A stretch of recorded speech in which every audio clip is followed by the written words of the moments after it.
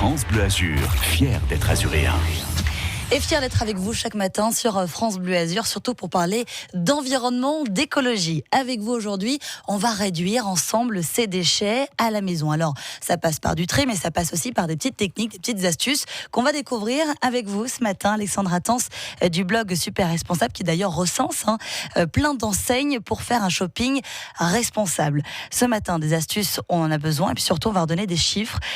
Aujourd'hui, un habitant en France produit 513 kilos d'ordures ménagères.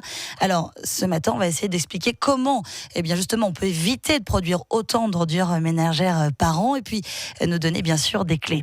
Alors, déjà, comment ça se fait qu'on produit autant d'ordures ménagères ? Parce que 513 kilos d'ordures ménagères pour un Français par an, c'est énorme. C'est beaucoup trop, effectivement. En fait, en 2016, la France recyclait 60% des papiers cartons, 44% du verre et 20% des déchets plastiques. Donc les déchets plastiques, c'est ce qui est le plus dur à recycler. Parce que tous les déchets plastiques ne sont pas recyclables. Ce qui fait que 80 000 tonnes de déchets plastiques sont perdus dans la nature chaque année en France et atterrissent même dans nos assiettes.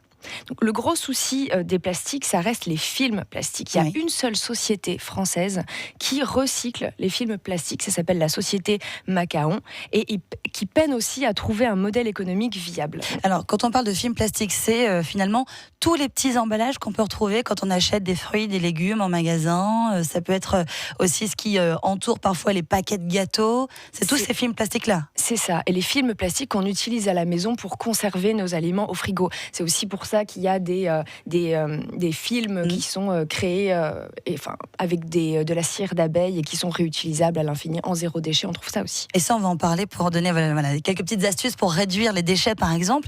Alors, ça veut dire quoi ? Ça veut dire si je veux demain réduire mes déchets à la maison, c'est limiter les emballages lors de mes achats, par exemple ?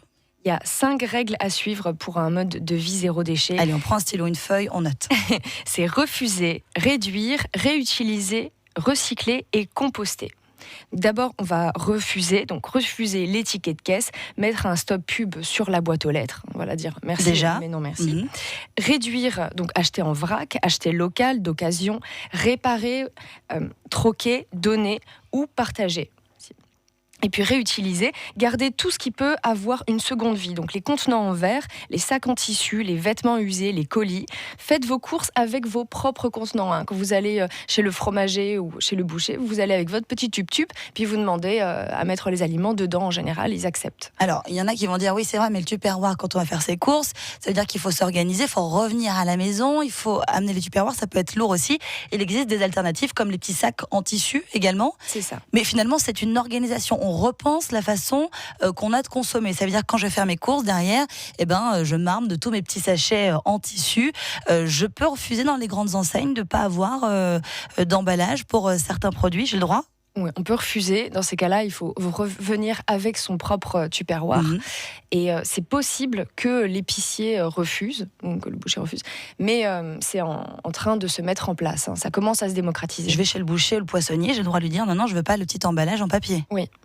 Voilà, donc déjà ça fait partie d'un premier geste qui va réduire vos déchets, puisqu'on le sait, quand on revient des courses, la poubelle elle est principalement remplie de tous ces emballages en plastique. On a avec nous ce matin Annabelle pour témoigner. Annabelle qui a carrément créé son enseigne Petit Panda Zéro Déchet. Bonjour Annabelle. Bonjour. Alors vous, chez vous, aujourd'hui, le zéro déchet, ça fait partie de votre quotidien, c'est ça ? C'est ça, tout à fait. Depuis à peu près 2 ans. Ouais. Je suis dedans maintenant. Qu'est-ce qui vous a donné envie de vous engager et carrément de créer une marque qui propose aujourd'hui des produits recyclables, réutilisables ?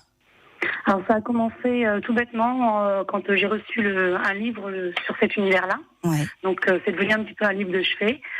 Et quand j'ai récupéré la machine à coudre de ma mamie, je me suis dit, ah ouais, super, je peux faire plein de choses pour moi. Et de fil en aiguille, en fait, c'est devenu à développer tellement fort que j'ai créé ma boîte. Alors, qu'est-ce que vous avez, par exemple ? Parce que je regarde, c'est vrai qu'il y a des choses auxquelles on ne pense pas du tout. Les cotons-tiges, par exemple ? Voilà, donc par exemple, moi, j'utilise des auriculis, donc c'est des petits bâtons en bambou qu'on a juste à passer sous l'eau une fois qu'on l'a nettoyé. Donc, il n'y a plus besoin d'avoir tous ces cotons qu'on jette constamment à la poubelle. Ça, ce sont pour les objets du quotidien. Il y a aussi les petits cotons démaquillants qu'on peut relaver.